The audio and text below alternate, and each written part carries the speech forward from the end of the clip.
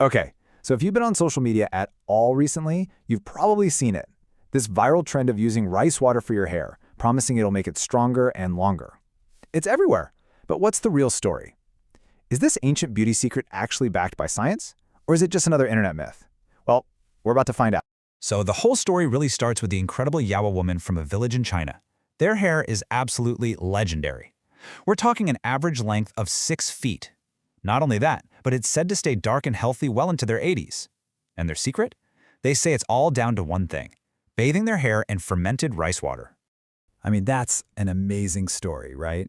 But a great story isn't the same as scientific proof. So we're going to put this legend under the microscope to see what the actual research has to say. So, what happens when you take this ancient tradition and bring it into a modern laboratory? Let's take a look at the evidence.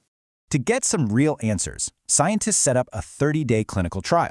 They got real people to use different kinds of fermented rice water from basmati, kalam, and other types of rice to see what would actually happen to their hair over a month. And the first results were pretty striking, just based on how people felt.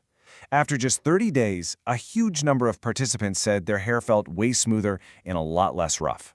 That's a great start, for sure, but it's still subjective. What about measurable, actual growth?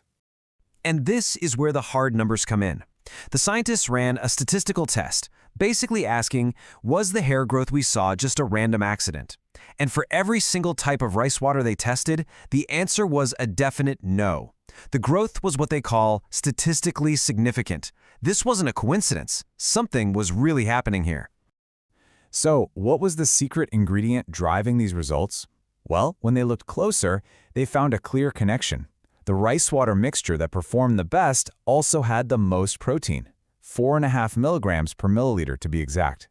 And protein, as you probably know, is literally what our hair is made of. It's the key to strength and repair.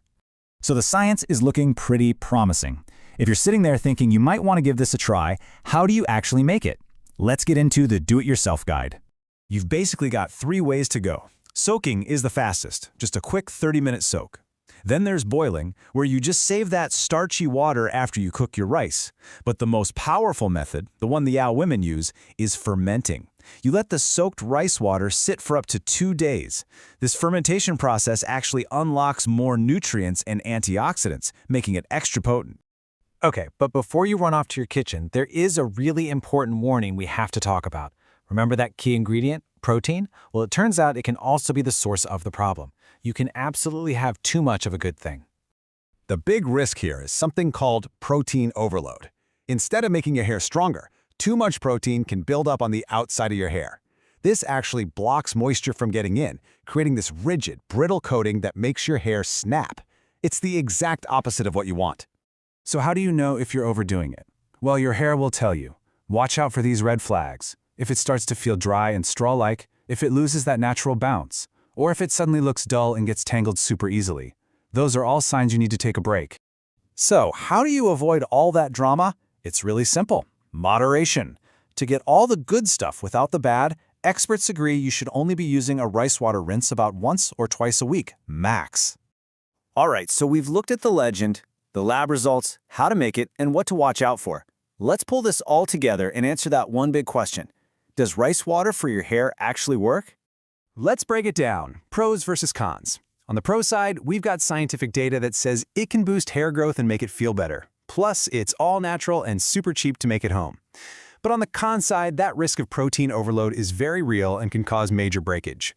And yeah, the fermented version has a very strong smell. You know, this final conclusion from the study really just nails it. Rice water isn't some magic potion. The key is using it properly. That's just one part of a good, consistent hair care routine. It's a booster, not the whole solution. So in the end, the ancient secret isn't just about the rice water itself. It's about the routine. It's about moderation and making it work for your hair. The evidence shows it can be a really powerful tool, but only if you use it wisely. So the real question is, now that you know the whole story, will you try it?